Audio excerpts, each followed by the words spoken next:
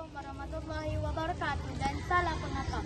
Kami daripada SK Pekanan Tentera Darat dan kami akan tunjuk 4 jenis ikatan. Mula-mula ikatan ialah buku sila.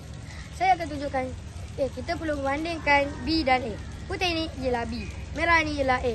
Mula-mula letakkan B di atas A dan masuk ke bawah. Dan letakkan B di atas A lagi dan masukkan ke dalam lubang. Dia akan jadi begini. Fungsi ialah untuk menyambung dua tali yang sama saiz dan untuk mematikan sebarang ikatan. Yang kedua, ikatan mengerti. Pertama, bulatkan tali B dan masukkan tali A dan tarik ke bawah. Dan selitkan tali B dan tarik dengan kemas. Fungsi ikatan ini menyambung dua tali sas yang berbeza. Contohnya perahu dan kapal.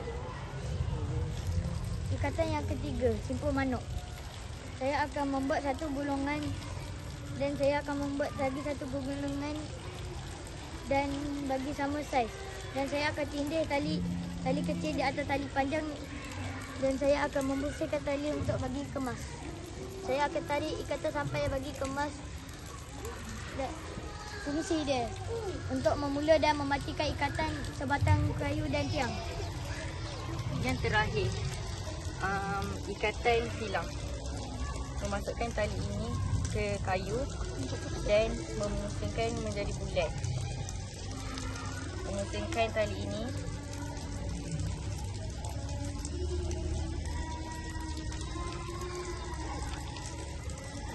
memasukkan dalam bulatan.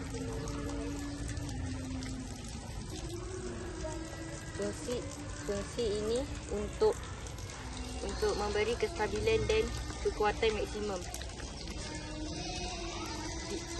Struktur yang dibina. Terima kasih.